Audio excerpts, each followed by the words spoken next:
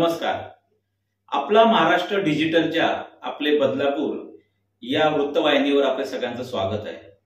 लोकसभा निवडणुकांच्या जे काही पडगम वाजतायत आणि एकूणच चित्र स्पष्ट व्हायला लागलंय. भिवंडी लोकसभा मतदारसंघात जो बदलापूर त्या मतदारसंघाचा भाग आहे, तर आपण मनोवेध कार्यक्रमामध्ये नेमकं या निवडणुकांमध्ये बदलापूर शहरातल्या लोकांना काय दिलं गेलं पाहिजे किंवा जाहीरनामा काय असला पाहिजे.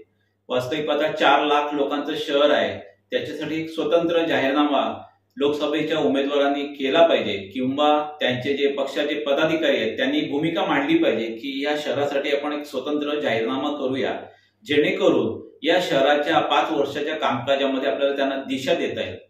म्हणताना सगळेच राजकीय पुढारी अगदी तावातावानी म्हणतात हे शहर 4 लाखांचं आहे, पण 4 लाखांच्या शहराच्या काय अपेक्षा आहेत नेमक्या आणि नेमकं ह्या शहराची ओळख काय आणि त्या ओळख सांभाळून ठेवण्यासाठी किंवा ती ओळख अधोरेखित करण्यासाठी, ती ओळख आहे ती जाणीवपूर्वक लोकांपर्यंत पोहोचवण्यासाठी काय केलं पाहिजे यावरती उमेदवारांनी बोललं पाहिजे.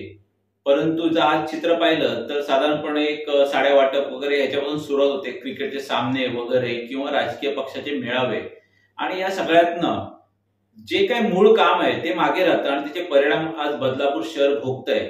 आज बदलापूर शहरामध्ये उंच इमारती आहे परंतु त्यांना पाणी नाहीये, उंच इमारती आहे पण त्यांना वीज नाहीये.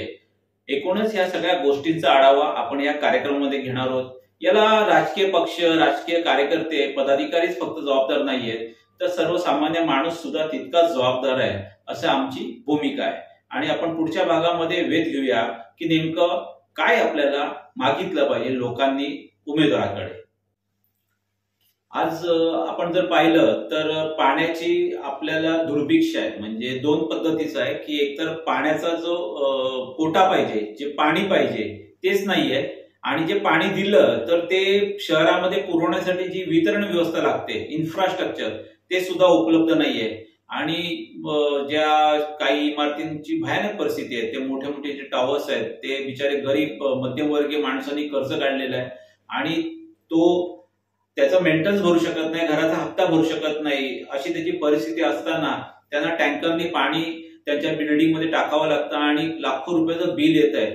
आणि ह्यासाठी सुद्धा आपण सगळ्यांनी, म्हणजे जर माझ्या इमारतीमध्ये पाणी येत असेल परंतु जर दुसऱ्या भागात येत नसेल तर आपण त्या विषयावर बोलायचं नाही का? कारण का जर असं झालं तर ज्याची समस्या त्यांनीच बोला असं चालणार नाही.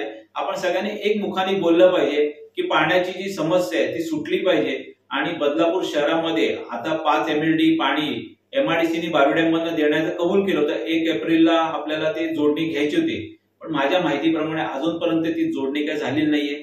आणि जरी ती जोडणी दिली तरी MIDCने असं सांगितलंय की जे इतर आम्ही थेट कनेक्शन देत होते, ते कॉम्प्लेक्सना देत होते बिल्डर्सना कनेक्शन, तर ते आम्ही आता ह्याच्या पुढे देणार नाही. म्हणजे एकीकडनं पाणी दिलं, दुसरीकडनं पाणी काढून घेतलं, आणि राजकीय जी शक्ती लागते, इच्छाशक्ती लागते किंवा वजन लागतं ते नसल्यामुळे आपल्याला पाणी काही नाही मिळत आहे आणि आपल्याला जे आवश्यक पाणी आहे ते पुरेसं मिळत नाहीये. 30% आपल्या ते पाण्याची गळती आहे. तुम्ही विचार करा, म्हणजे पाण्याची चोरी होते आणि काही गळती आहे. म्हणजे गळती म्हणजे पाण्याच्या लाईन वगैरे लिकेजेस आहेत त्याच्यात नव्हतं. म्हणजे जर 100 लिटर पाणी जर हे उचलत असेल महाराष्ट्र जीवन प्राधिकरण, तर 30% पाणी हे कुठेतरी गायब होत आहे. तर त्याच्यावरती सुद्धा मात केली पाहिजे.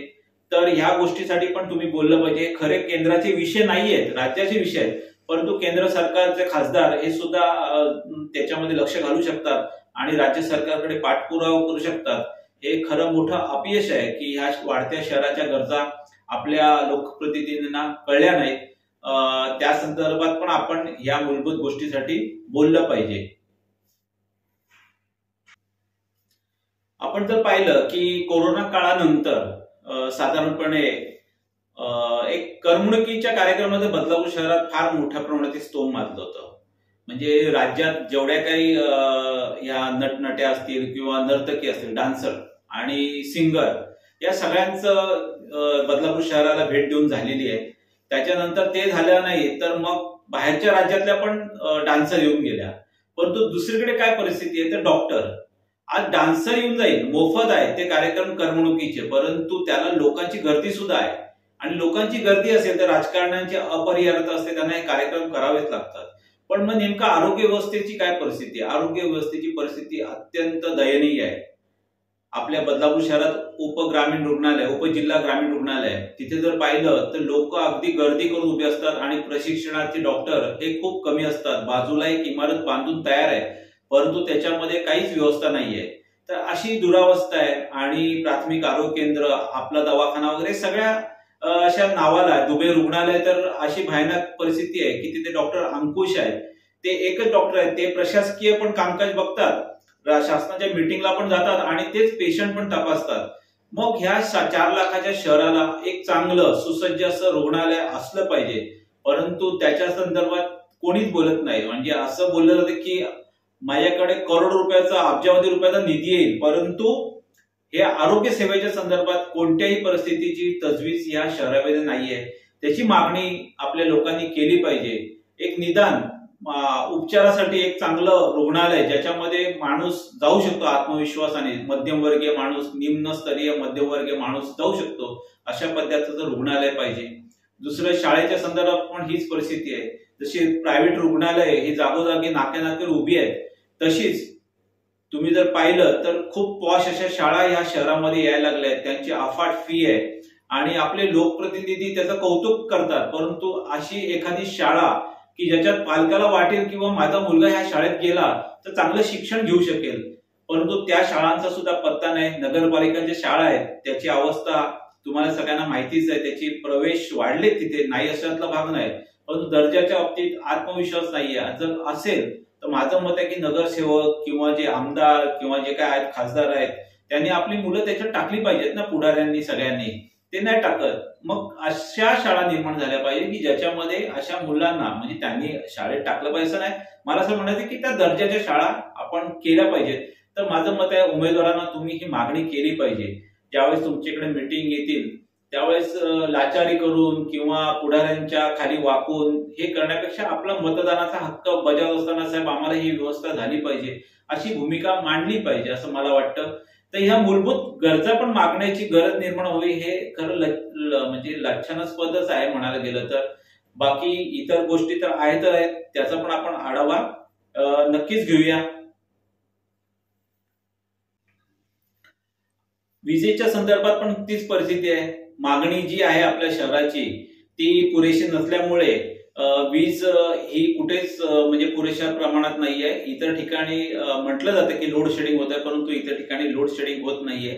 शहर, आपलं बदलापूर शहर हे ग्रामीण मध्ये जोडलं असल्यामुळे आणि अंबरनाथ शहर हे शहरी भागामध्ये जोडले असल्यामुळे वीज कंपनीकडे, त्यांच्याकडे लोड शेडिंग येत नाही. आपल्याकडे लोड शेडिंग केलं जातं. आपलं सगळ्यात जास्त रिकव्हरी म्हणजे आपली जे वीज ग्राहक आहेत, आपल्या शहरातले नागरिक आहेत, प्रामाणिकपणे वीज बिल भरतायत अशी एकूणच माहिती आहे. परंतु आपल्याकडे लोड शेडिंग दिलं जातं, कारण का आपली जी नोंद आहे ती ग्रामीण भागामध्ये. आपलं आता आणखीन आपण चुकीचा एक निर्णय झालाय की मुरबाड आणि आपण एकत्र आपलं एक विभाग तयार केलाय, म्हणजे एक कार्यकारी अभियंता आहे तो आपल्याला आता एकच झाला. म्हणजे आपण पुन्हा एकदा ग्रामीण मध्ये, कल्याण ग्रामीण मधून निघून मुरबाडला आपलं जोडून आपण बदलापूर विभाग केलेला आहे. तो सुद्धा चुकीचा निर्णय झाला. आपल्याला खरं अंबरनाथला जोडायला पाहिजे होतं. त्यामुळे शहरी जे काही प्रोटोकॉल्स आहेत, जे मापदंड आहेत ते पाळले गेले असते, तसा स्टाफ उपलब्ध झाला असता. परंतु त्याच्यामुळे सुद्धा येणाऱ्या काळात विजेची समस्या आपल्याला जड पोचणार आहे. खूप मोठं काम करावं लागणार आहे. वीज वाहिन्या आहेत, सबस्टेशन्स आहेत, त्याच्यानंतर ट्रान्सफॉर्मर्स, या गोष्टीवरती काम झालं पाहिजे. त्या संदर्भात पण आपण उमेदवारांना बोललं पाहिजे आणि त्यांना पाठपुरावा करा सांगायला पाहिजे.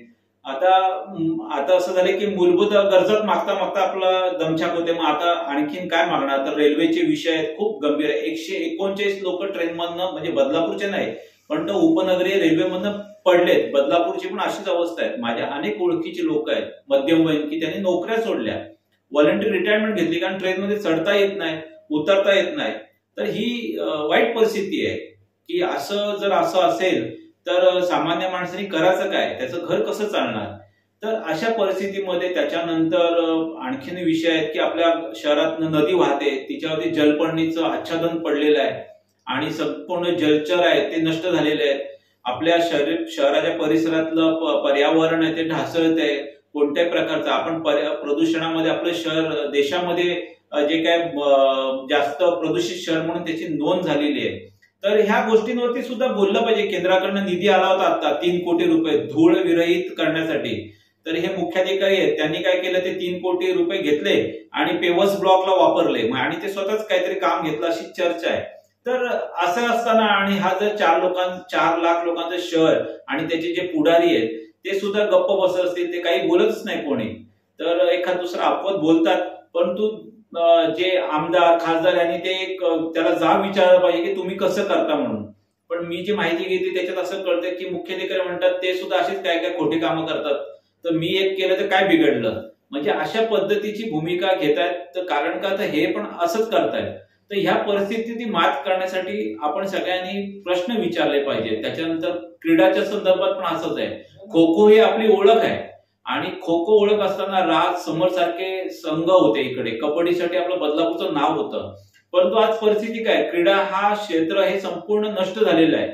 आणि दुसरी गोष्ट सगळ्यात महत्वाचं जर आपण पाहिलं तर महिला सुरक्षतेच्या संदर्भात एकूणच जे नियोजन पाहिजे त्याच्या संदर्भात पण वाईट परिस्थिती आहे. आणि ह्या सगळ्या गोष्टींचं आपण बोललं पाहिजे, त्याच्यावरती मागणी केली पाहिजे आणि मूळ मुद्द्यांसाठी आपण उभं राहिलं पाहिजे. कोणत्याही प्रकारच्या पैशाच्या आमिषाला बळी पडू नका. 1,000 ते 5,000 10,000 रुपये काय मिळत असतील मतदारांना, तर ते कितपत पुरणार आहेत, परंतु त्याची किंमत तुम्हाला फार मोजावी लागते. आणि या सगळ्या गोष्टींचा एकत्रित विचार करून जरी राज्य सरकारचे मुद्दे असले तरी खासदारांकडे आपण बोललं पाहिजे. विधानसभेच्या निवडणुकांना त्यावेळेस सुद्धा बोललं पाहिजे आणि या मूलभूत गरजा तरी मागितल्या पाहिजेत. सध्या कॉन्क्रीटच्या रस्त्यांचं पेव फुटलेलं आहे. चांगले डांबरी रस्ते हे फोडून काढले जात आहेत आणि 5 पट महागचे कॉन्क्रीट रस्ते केले जात आहेत. ते कोणाच्या हितासाठी केले जातात हा प्रश्न सुद्धा विचारला पाहिजे. मला असं वाटतं की या सगळ्या संदर्भात तुम्ही सगळ्यांनी आपल्या ज्या जर मुख्य अशा मागण्या केल्या नाही तर येणाऱ्या काळात हे शहर आहे ते पूर्णपणे आताच वाईट परिस्थितीत आहे, अजून वाईट परिस्थितीत येईल. आणि यासाठी आपण सगळ्यांनी एकत्रित आलं पाहिजे आणि ही भूमिका आपल्या उमेदवारांकडे मांडली पाहिजे. आपल्याकडे सध्या 3 उमेदवार हे 2 अधिकृत पक्षाचे आहेत, युती आणि महाविकास आघाडीचे, आणि एक निलेश सांबरे आहेत, ते अपक्ष उभे राहिले जिजाऊ संघटनेचे.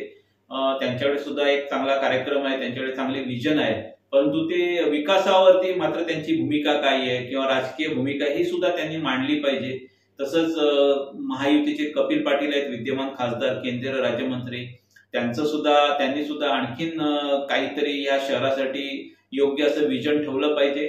आणि बाळ्यामामा हे महाआघाडी विकास आघाडीचे उमेदवार आहेत, त्यांनी पण आता एक नवीनच फॅशन आलेली आहे की जसं देवळाला भेटीला जातात उमेदवारी अर्ज भरायच्या पूर्वी, तसं आता उमेदवारी जाहीर केल्यानंतर बद्रापूर रेल्वे स्टेशनवरती उमेदवार येतो आणि एकदा प्रवाशांना असा हात दाखवून जातो.